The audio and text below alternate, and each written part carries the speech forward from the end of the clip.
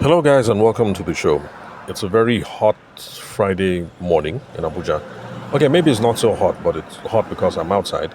And I'm sorry, but today is going to be a very noisy episode. And that's because it's one of those episodes that I'm recording from a fuel queue. So, yes, as at the time of this recording, for some reason, fuel queues seem to have cropped up in the central business district in Nigeria, in Abuja. So we're having to queue for fuel. Just one of those things. Now I know that you guys who've been listening to the podcast for a while, you guys know that this thing really chaps my craw. You know, this whole thing that I started off this journey because I was on fuel queues and I figured what's the whole point of wasting time, and that's when I started creating content that would eventually become what is produced for the show. And yeah, so it's annoying that I keep finding myself in this situation time and time again. But I guess this is what we're going to have to contend with for a while we Nigerians are trying to sort out these sorts of problems. Anyway, so sorry for that rant, but just to say I'm on a queue, so yeah, expect to hear people shouting, cars driving by, maybe the occasional quarrel or two, when someone cuts through the line. So let me head straight to the question for today. And just like I thought yesterday when I made yesterday's recording, it turns out that today's question is also tied into the Nigerian market because the question is on effective sales tactics for the Nigerian market. So I'm going to start this off by saying the same thing that I did yesterday, which is that good sales and business development principles are universal. So good sales tactics for the American market or for the UK market will also apply to the Nigerian market. It's just going to be contextual depending on cultural differences, the industry, the product, the price, your ideal customer avatar, the target base of people that you're chasing after. That's what is going to make us tweak things here and there. Now, the only change I'm going to make to the question is this. For those of you who are thinking of effective sales tactics, sorry, the question is on sales tactics. So for those of you thinking of effective sales tactics, the only thing I'm going to recommend is that you tweak your expectations a little bit. Instead of thinking about sales tactics, you should be thinking about sales strategy first. Now, what's the difference between strategy and tactics? Let's pretend we're going on a journey. Strategy would be, where are you going to? So if I'm traveling to Makurdi because I want to go and see my mom, because that's where she retired to, that's the strategy. I'm heading to Makurdi. The tactics will now be the what will I say? The nitty-gritty, the one-on-one, the everyday things that I'm going to do to get that goal. So tactical questions will now be, am I going to take a bus or am I going to fly? If I'm going to fly, which airline, how much the airlines cost? If I'm going to drive, should I fill my car or should I go to the park, and should I rent a bus for me and the family? So all those will be tactical issues. So that's the difference between strategy and tactics. Strategy is the overall question that we're asking about where is this business heading to, what are we trying to achieve, all those big questions. And then tactics are the small questions that, okay, if we have decided that this is how we want to grow the business, this is where we're taking the business to, these are the kinds of people that we want to attract, tactics will now be, okay, so what should we do? Should we print flyers? Should we go to trade shows? Should we run Instagram advertising? Should we do promotions in the market? Should we buy advertisements on the radio? Stuff like that. So the smaller questions, the everyday questions, the thing that somebody is going to do from a day-to-day basis, those are the tactical issues. Then strategy is the overall bigger issues, the bigger goals that you're trying to achieve with the business. So before you start asking someone, what tactics should I be using to grow my business, you must have figured out the strategy first about where you want the business to go. That is because the tactics that you will use, let's go back to this whole thing of flyers versus Instagram advertising. Whether you should use flyers to grow your business, or whether you should use Instagram advertising to grow your business, or whether you should go and walk into somebody's office to grow your business, it depends on what the larger strategic question is that you are trying to solve. So please, for those of you who are going around asking for tactics, or who you go to Google and you ask for best sales tactics or something, no, you're putting the cart before the horse. figure out the strategy first. What am I trying to do? Where am I going to? Who am I trying to attract? All these big questions. Figure out the big questions first. When you get the answer to that big question, you will now know what the small thing is to do. That is also the reason why there's no such thing as a perfect sales tactic, because the tactic that will work for me and is best for me in my own situation, if you try it, because you're in a different industry, different product, different price range, different target audience, if you try it, it will totally mess you up. Likewise, the tactic that is best for you in your own given circumstance, if I try that tactic, it would totally screw me up because of all these differences. So, strategic concerns first. Only after you answer those questions can you now start asking people, okay, what tactics will work? Which tactic works for you? How do you do these tactics? How do you optimize those sorts of tactics? So, summary for what we've said so far: strategic concerns first, and then when you get the strategic concerns down, your actual tactics will now depend on what industry are you in, what product do you do, what price is your product, who are the ideal customers that you chase. So let's say industry. If you're in the wedding and the event, okay, let's say you're a caterer. If you're a caterer and you're trying to sell products to people online, and you're trying to sell it to the everyday average man and woman, the tactics that you use will be different for somebody who is in the automobile industry. You sell cars, but you only want to sell high-end cars like, let's say, Range Rovers, Porsche, Mercedes-Benz, stuff like that, or whatever the latest car is these days. So you can see how the tactics that you're going to do will be different depending on whether you sell food and you want to sell it online, or whether you sell cars and you want to sell the cars to Abuja big boys and to Lagos big boys and big girls, because girls buy cars too. So,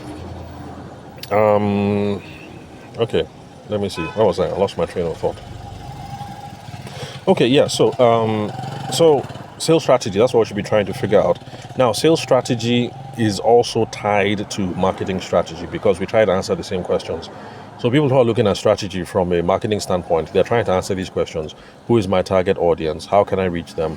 What is the best way to communicate with them? How do I let them know I exist? How do I let people know what I can do? How do I show people that there's benefits to doing business with me? Those are the larger kind of questions that we try to figure out in sales and in marketing. So those are the questions that you should figure out first before you start working on the tactics. So now, if you start looking at things from this larger strategic concern, you depending on the way you look at it, you're going to boil down essentially to two options. There's what we call outbound, and then there's what we call inbound. Those are two different methods for growing business, two different business philosophies, things of that nature. Oh, sorry, it looks like the queue is about to move, so let me crank up the car. All right, so that nobody cuts in front of me. As usual, when these things happen and we have such long queues, we have people acting a fool. People trying to cut the queue, and that's where all the commotion comes from. Sorry, one moment. Okay, it looks like the idiot in front of me, his car has broken down, so... Chai. Okay, well, anyway. Let me try and continue. Alright, so I was saying that... excuse me. I was saying that... where was I? Yeah, so the options available to you are outbound or inbound. Those are two different business methods, two different business philosophies or approaches when it comes to growing your business. So if you're looking at things from a strategic point of view, I might as well just turn off the engine. I don't think we're moving. All right, so if you look at things from a strategic point of view, those are the two main channels that you can take. Those are the left and right that you can take. Remember the metaphor that I use. Let's say you're traveling to Makudi. So if you're traveling to Makudi, the options are, car or flight. So you see, we have two big options. So in this case, two big options for growing your business, the kind of sales tactics that you can employ, there's either inbound or outbound. So let us define... Oh, okay. All right, finally, we are moving. Okay, so let us define what inbound and outbound mean. Sorry about that. I'm parked in a really awkward corner because we're having to go around someone. The idiot I mentioned earlier, whose car just broke down. Okay, well, I should be more charitable. He's not an idiot. It's just unfortunate that we have problems with our cars. So where was I? Oh yeah, so I'm trying to define outbound and inbound. Now, since I'm here fiddling with the car, I won't be able to do it justice if I want to give it a full treatment. And then plus, I've already spent 10 minutes of your time. So my suggestion is that you guys check out the older episodes on the podcast, because right now we have over 820 episodes where I have devoted a lot of time and effort into explaining the difference between outbound methods of growing your business and inbound methods of growing your business. If this is your first time of listening to the show, what you can do is there's a website that I keep promoting to people. I'm not affiliated with them, so this is not an advertisement. I just think it's a good learning resource. Now, the website is called Listen Notes. Two separate words. Listen as in Listen, and then notes as in Notes. I can't remember the URL for the website, but if you just hit Google and you type Listen Notes, I'm sure it's going to come up. Now, this is the reason why I recommend you guys use Listen Notes, because it's a very good study tool. Listen Notes is a podcast catcher, podcast player, podcast, whatever it is that we call it. Okay. Oh, looks like the car is moving. Sorry, one moment. Okay, the queue. Okay, we're finally moving. I just hope another idiot hasn't broken down on the... Sorry, one moment. Navigating through awkward situation here because we're having to drive around cars that are parked in front of the road, so we are also causing obstructions in traffic.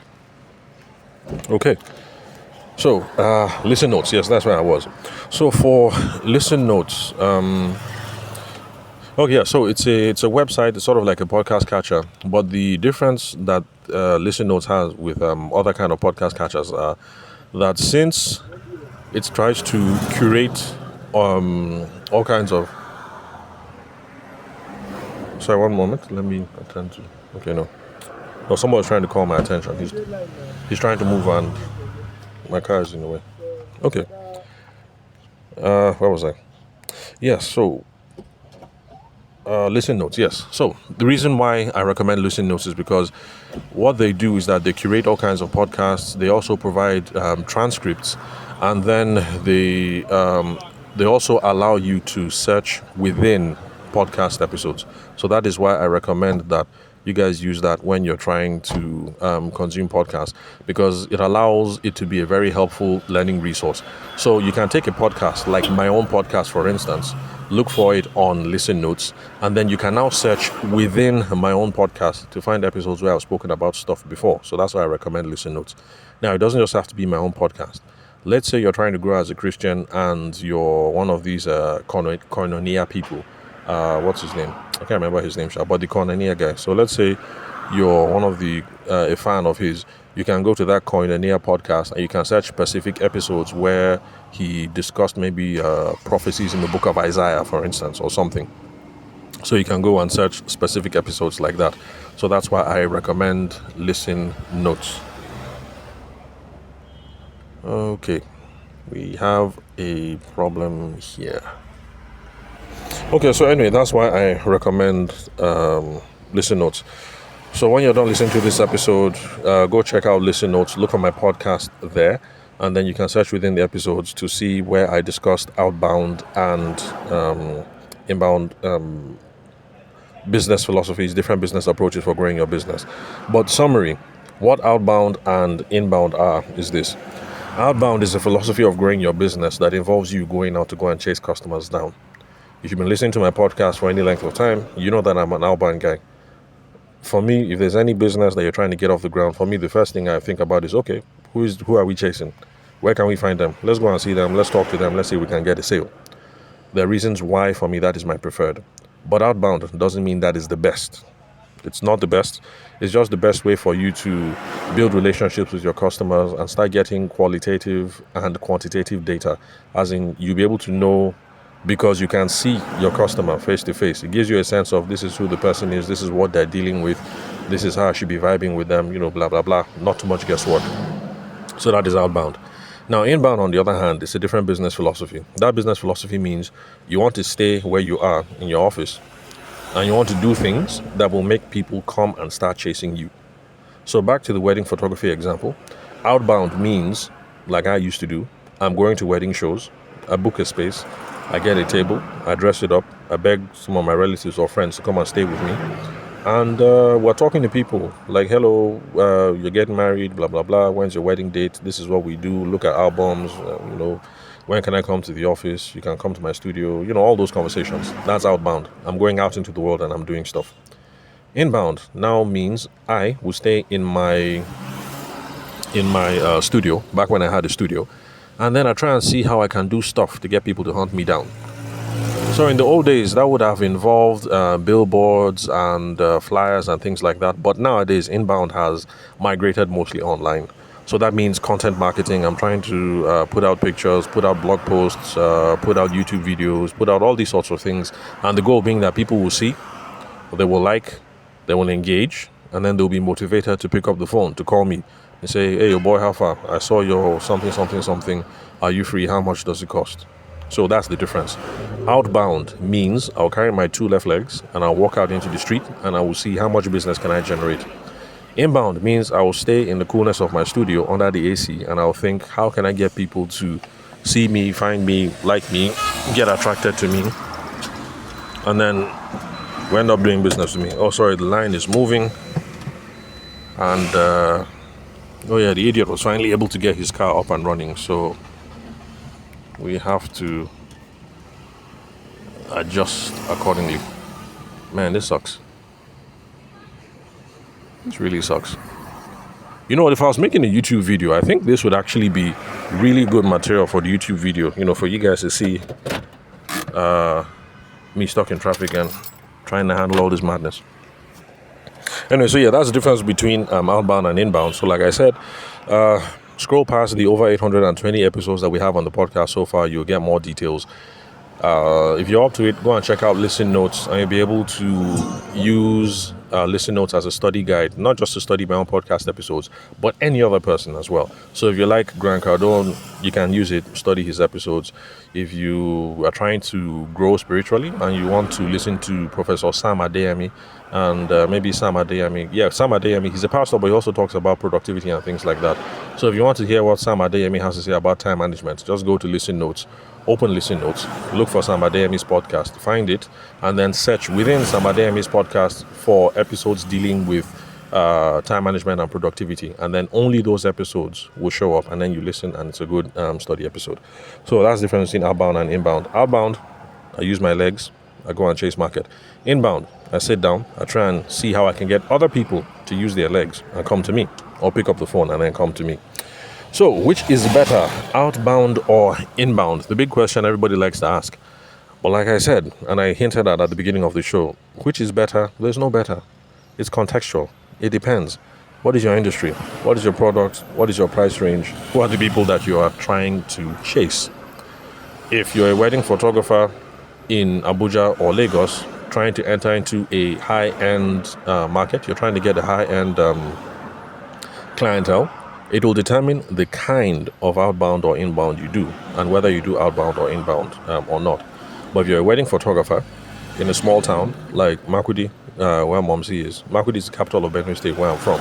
So you're a small-time photographer in Makurdi or in Lokoja or in Lafia or all those towns around our side, then the quality of outbound that you do will be different. In fact, in those places, I wonder if you can do any kind of inbound. Okay, yeah, you can do inbound because Instagram is still inbound. Yeah, brides in Makurdi and Lafia and Lokoja and all those places, yeah, they will still use Instagram. So you can also do inbound strategy as well. So which one is better? It depends on your context. So how do we decide on whether we're going to do outbound or whether we're going to do inbound? Now, remember, the reason why this strategic question is important is because if you lock down the strategic question first, outbound versus inbound, after you've answered the other larger questions of who is my customer, how can I reach out to them, what's the best way to communicate with them, you're not able to figure out the individual tactics that you're going to do. So whether you should do outbound versus inbound, it depends. Your product, like I said, or your service is going to help you to decide. So there are some products now. Let me guess. Oh, okay. We're about to move. Sorry, let me crank up the engine. Hopefully another idiot is not going to break down in front of the road and cause havoc for all of us.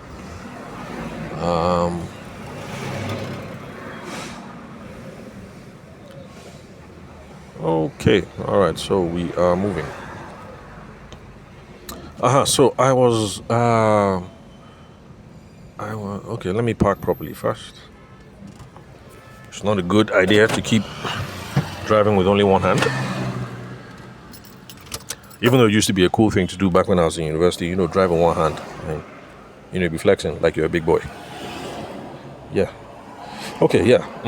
So I was talking about how to decide on whether outbound or inbound. Now, the product is going to help you to decide.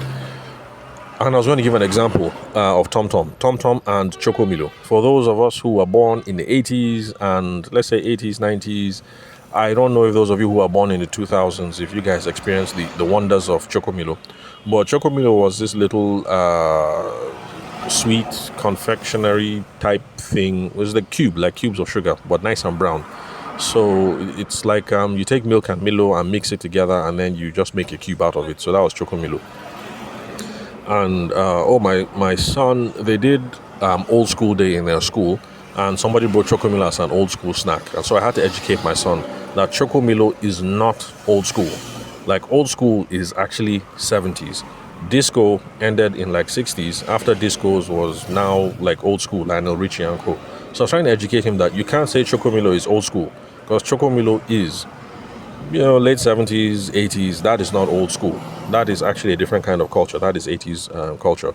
But for some reason, you have youngsters these days. Okay, the queue is moving again.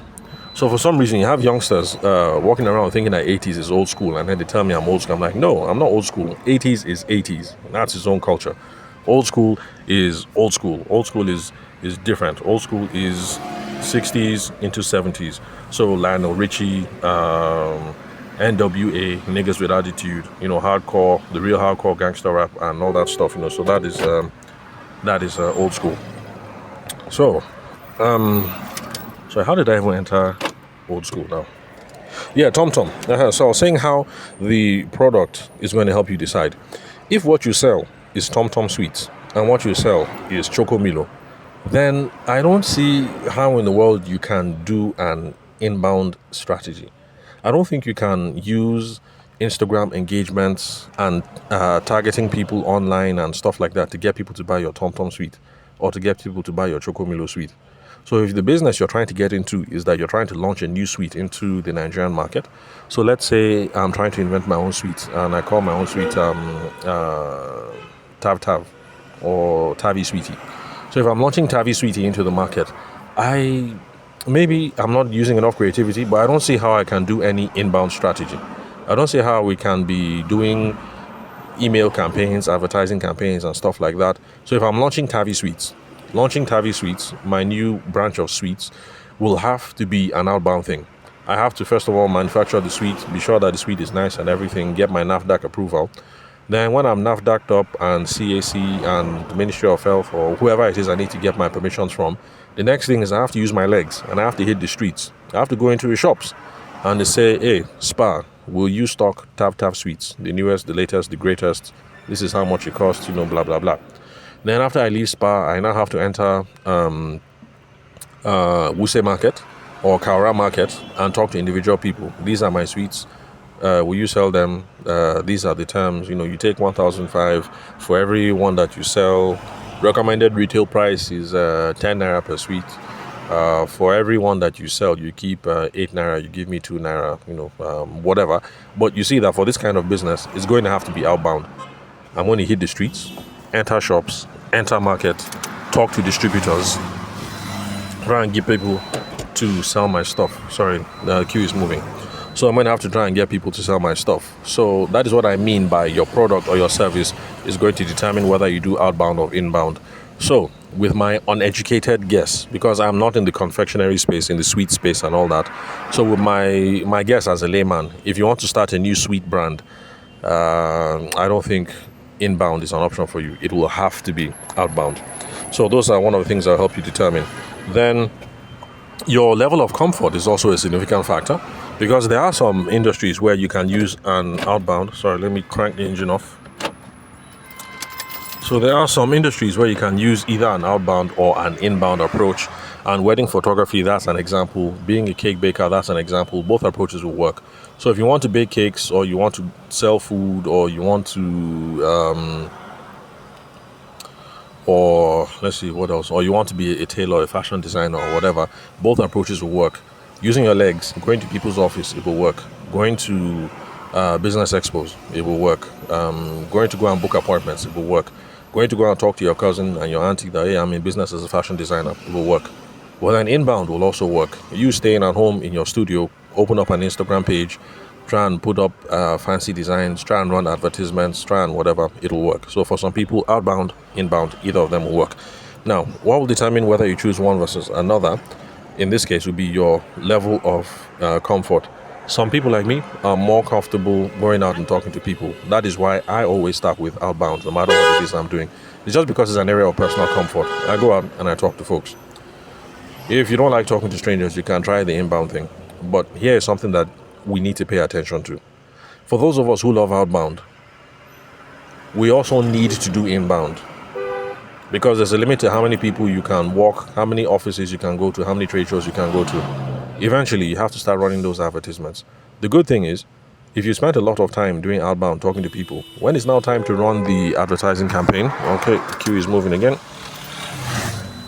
So the good thing is, if you have been doing outbound and doing outbound very well, talking to people very well, when it's time to do inbound, you now have the skills to determine what kind of advertising copy should we use, how should we craft the advertisement, what picture should we use, all these sorts of things, because you know the customer. Then for those of you who are on the inbound front, who want to stay at home or stay in the office, stay in the studio, stay in the canteen, and you advertise, and then people come and come into your business, eventually you have to start learning outbound tactics, because your business will get to a stage where, like for some big deals, okay, let's say the catering thing, you're selling food online and stuff like that.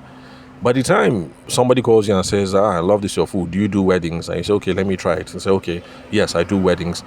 At that stage where somebody's going to have 2,000 guests at their wedding, they're going to have 2,000 guests. Sorry, let me turn the car off. So at that stage where they're going to have 2,000 guests at their wedding, most people are not going to feel comfortable just staying online based on Instagram handle, and then they will now transfer millions of naira to you and think that everything is done. The average Niger bride, in fact, forget the bride, the average Niger mother of the bride will want to see that, so you want me to just transfer 2M, 3M to this caterer, just like that? Like, who is she? Where is she?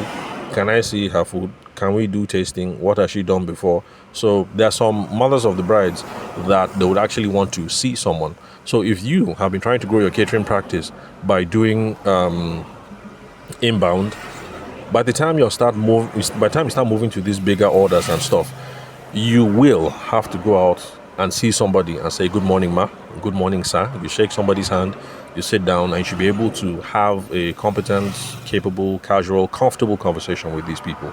So whichever way you are, if you're starting off on outbound, you need to learn inbound. If you're starting off on inbound, you need to learn outbound. So both of them are important. So your level of comfort is also important. So the product determines if you're selling chocomilo or launching a new sweet. It has to be outbound. Your level of comfort also would also determine.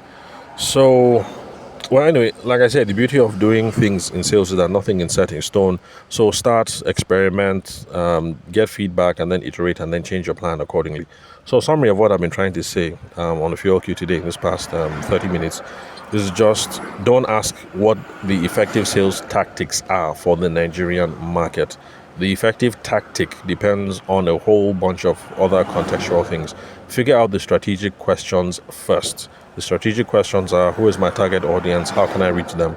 What's the best way to communicate with them? To let them know I exist, this is what I can do, this is the benefit for them. By the time you start asking yourselves these questions, you will now start thinking in clear terms of either outbound or inbound. And then whether you're going to be outbound or inbound would also be contextual. What kind of product is this? Does it make sense to be slapping up and down and talking to people? Or would it make more sense to actually get somebody who runs email campaigns and let's give this person, 50K, and let's see how many leads we can generate out of that. So you start asking yourself all those smaller tactical questions. And then summary, please stop using Google to say what is the best sales tactics for this, what is the best sales tactics for that. There is no best sales tactic. It's going to depend on the circumstance. When you figure out what the larger strategic questions are, you can now use Google or Gemini or ChatGPT to say, I am a wedding photographer in Abuja. I've been in the business for 3 months. My sales are struggling. This is my target audience. This is my this is my that. I think an inbound approach would be the best way of doing it. Give me sales tactics that should help me in this scenario. And then you hit enter. Pop. And then whatever it is that Google gives you or Gemini gives you, okay, no, you can't run that search on Google. So you have to run it on Gemini. Gemini is owned by Google. So you run it on Gemini or on ChatGPT or Perplexity or, there are different AI versions out there. Then the AI will now give you a bunch of options and you know that, okay, these are things that I can try. So, let me just bring it to a close here. Let me just leave it at this. It's been 30 minutes. So connect with me on WhatsApp. The phone number is 080-6466-2140. The country code is +234 for those of you who are not Nigerian. Then also connect with me on LinkedIn. My name is Tavishima Ayede. I'm the host of the show. You can confirm the spelling of my name from the link where you're currently listening to this episode. So thanks for your time and attention. I'll catch you guys at the next recording. And please, Nigerians, I was going to say let us pray that we should be able to get through all this crap soon. But I guess there's no way out of it. Those of us who are involved in the private sector, I really think we ought to start giving it some serious thought about how we're going to start being involved in larger policy discussions. I'm not saying everybody has to run for president or whatever, but whether it's on a local level or a national level, those of us who have expertise in problem solving and those of us who depend on a Nigeria that works, because let's face it, these politicians have stolen money. If everything goes to shit, they will just move to another country. They have houses all over the place in UK and America and all whatnot. So those of us who are here or those of us who have decided to remain, we have to find a way of getting involved in the larger policy discussions to make sure that this country works for us and for our kids. Either that, or let's decide to jackpot and run away and let this whole thing fall down like a pack of cards. So, sorry if I'm sounding pessimistic, but anyway, I'll catch you guys in the next recording.